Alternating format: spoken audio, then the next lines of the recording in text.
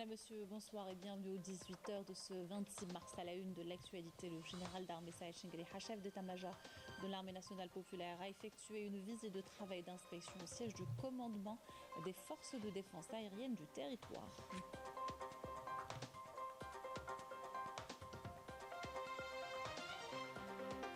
Adoption par le Conseil de sécurité d'une résolution pour un cessez-le-feu à Gaza, l'Algérie renouvelle son engagement à plaider pour la cause palestinienne avec force, une abnégation de la diplomatie malgré les difficultés.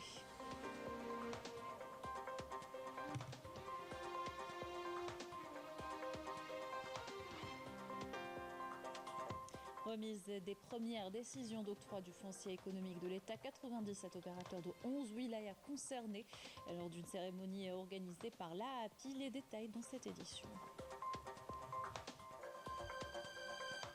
Avant de développer ces titres, le président de la République a procédé à un mouvement partiel des chefs de poste diplomatiques et consulaires, conformément aux dispositions de l'article 92 de la Constitution, touchant 28 ambassadeurs, 3 consuls généraux et 3 consuls. Ces nominations s'inscrivent dans le cadre de la redynamisation de l'appareil diplomatique et visent à optimiser la performance de l'action diplomatique face aux enjeux du moment et à assurer une prise en charge optimale de notre communauté nationale à l'étranger.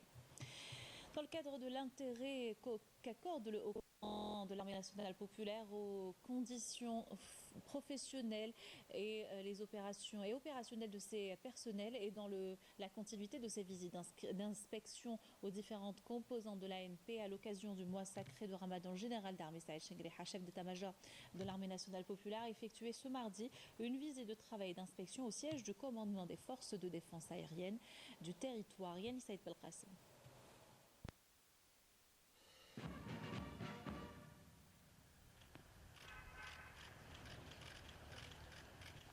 Après la cérémonie d'accueil à l'entrée du siège du commandement des forces de défense aérienne du territoire, le général d'armée accompagné du général-major Abdelaziz Houam, commandant des forces de défense aérienne du territoire, a observé un moment de recueillement à la mémoire du shahid Drin Ben Ali, dit Silotfi, dont le siège du commandement porte le nom, avant de déposer une gerbe de fleurs devant sa stèle commémorative et réciter la Fatiha à sa mémoire et à celle de tous les valeureux shuhada.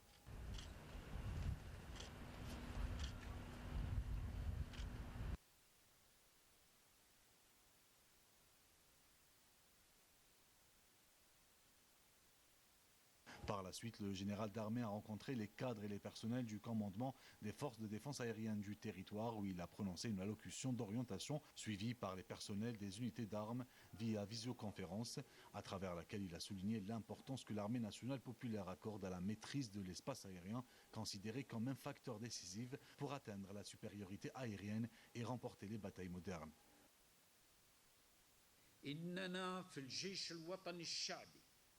Au sein de l'armée nationale populaire, nous sommes pleinement conscients de l'importance de la mutation radicale de la nature et du théâtre des batailles modernes. Désormais et sans conteste, les premiers rangs des opérations et est ainsi devenu un critère opérationnel d'importance majeure et un facteur décisif, capable de faire pencher la balance des guerres et pas seulement remporter les batailles.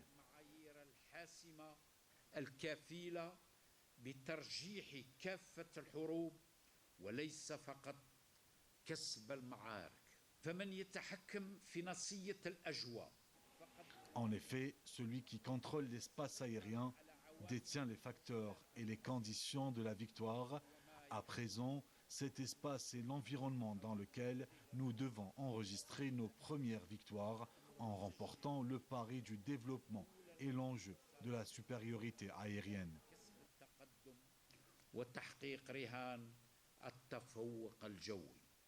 Le général d'armée a souligné que les personnels des forces de défense aérienne du territoire doivent veiller en permanence à la préparation et à l'optimisation de la disponibilité opérationnelle pour préserver l'intégrité de l'espace aérien national. من هذا المنظور يتعين على قيادة وإطارات وأفراد قوات الدفاع الجوي عن الإقليم بأن يعوا Le commandement, les cadres et les personnels des forces de défense aérienne du territoire sont appelés à saisir l'ampleur de la responsabilité qui leur appartient en assurant la préparation opérationnelle des unités, la surveillance rigoureuse de notre espace aérien et l'amélioration de la disponibilité opérationnelle des moyens mis à disposition. في الحوزة هذا إلى جانب ملح التكوين والتحضير القتالي ما يستحقونه. Il leur appartient également d'accorder à la formation et à la préparation au combat l'attention et le suivi qu'elles requièrent afin de garantir une bonne adaptation aux exigences des technologies modernes et préparer une ressource humaine qualifiée et spécialisée capable de faire face à toutes les éventualités possibles et d'assurer une défense sans faille de notre espace aérien. بشكل يؤمن دفاعا أكيدا ودائما على كل مجالنا الجوي.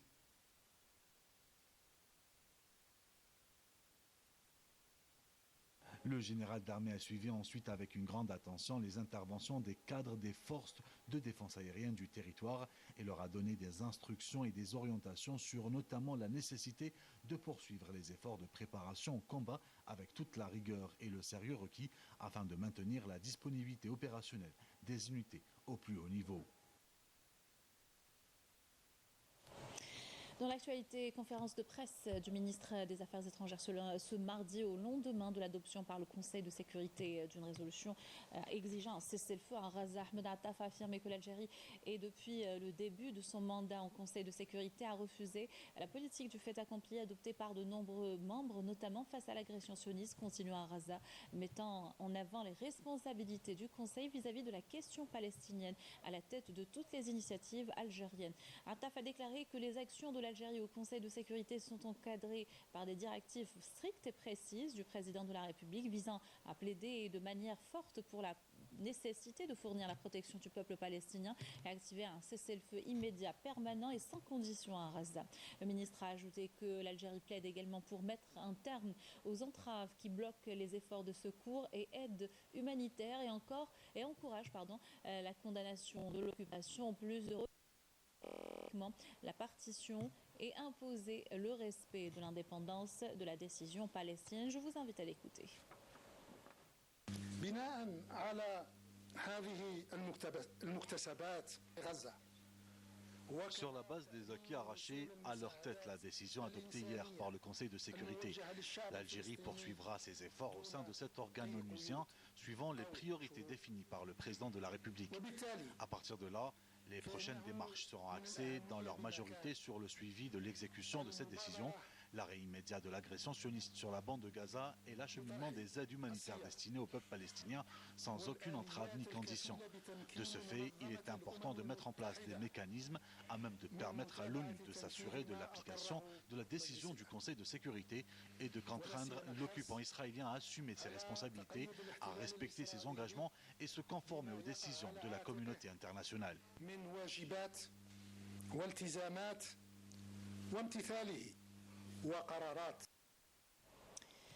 Pour la première fois, donc, une résolution a été adoptée hier par le Conseil de sécurité de l'ONU exigeant un cessez-le-feu immédiat à Gaza, une initiative algérienne qui a été adoptée par les autres membres. Elle démontre l'important travail fourni par la diplomatie algérienne et le soutien permanent du pays à la cause palestinienne. Amel Bouarba.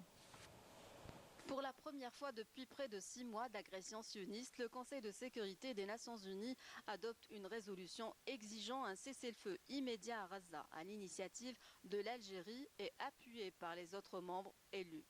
Si l'adoption de cette résolution constitue une victoire diplomatique pour l'Algérie, elle est surtout le fruit des efforts inlassables déployés au Conseil de sécurité pour l'arrêt du génocide contre le peuple palestinien. Il faut dire que l'Algérie, par le biais de sa représentation permanente auprès des Nations Unies et conformément aux directives du président de la République, n'a ménagé aucun effort depuis son accession début 2024 au Conseil de sécurité en tant que membre non permanent pour mettre fin à l'agression sioniste. La mission diplomatique algérienne à l'ONU a convoqué depuis janvier plusieurs réunions au Conseil de sécurité consacrées à la Palestine et en particulier à la situation à Gaza. Cependant, le Conseil de sécurité a maintes fois échoué à imposer un cessez-le-feu immédiat dans l'enclave palestinienne. Ce fut le cas notamment lors du vote sur un projet de résolution présenté en février dernier par l'Algérie, auquel les États-Unis avaient opposé un veto. Mais cela n'a pas dissuadé l'Algérie qui, par la voix de son représentant permanent à l'ONU, Ammar Benjama, a multiplié les démarches et les tentatives jusqu'à ce que le Conseil de sécurité assume ses responsabilités envers le peuple palestinien. D'intenses négociations ont été menées ces 2 derniers jours, au cours desquelles l'Algérie a rédigé une proposition succincte traitant des éléments les plus complexes. Il est ainsi question d'un cessez-le-feu immédiat devant mener à un cessez-le-feu durable, la libération de tous les détenus et la garantie de l'acheminement de l'aide humanitaire et des besoins médicaux. Une résolution initiée par l'Algérie, adoptée sous les applaudissements et saluée comme signe d'espoir pour les Palestiniens. Et à Gaza, les bombardements sionistes se poursuivent, tuant 81 Palestiniens dans différentes zones ces dernières 24 heures. Les troupes de l'occupation israélienne encerclent ce mardi le complexe hospitalier Al-Nasser dans la ville de Khan Younes. Et la situation humanitaire se dégrade de plus en plus. 18 Palestiniens ont péri, dont 12 noyés en mer, en tentant de récupérer de la nourriture parachutée sur la bande de Gaza, menacée par la famine. Retour dans le pays, remise des premières décisions d'octroi du foncier économique de l'État. 97 opérateurs de 11 wilayas concernés par la cérémonie organisée par l'agence de promotion de l'investissement. Les inscriptions avaient eu lieu via une plateforme numérique dédiée, nous dit Naïm Alouali. 97 opérateurs économiques viennent de bénéficier de décisions provisoires d'octroi du foncier industriel dans 11 wilayas. On vient de recevoir les premières décisions provisoires de l'investissement dans le cadre de la papeterie et de la production de pâte à papier au niveau de Bijaya, de la zone d'Al-Qsab. Comme la matière première elle est vraiment disponible en Algérie, on essaye par tous les moyens de satisfaire la demande locale. Ça nous a fait un grand plaisir d'avoir obtenu un terrain au niveau de la wilaya de Ain Timoshent pour une entreprise qui fait la réalisation du nitrite. Ça sera une première pour l'Algérie d'avoir une entreprise qui fait la réalisation et plutôt la fabrication du nitrite. Ça aide dans les domaines tout ce qui est parapharmaceutique, médical et tout. Le taux d'intégration il est à 100%, que ce soit main d'œuvre, matériel et matières premières. Je viens de bénéficier aujourd'hui un lot de terrain pour la création de l'entreprise dans le domaine des dispositifs médico-chirurgicaux.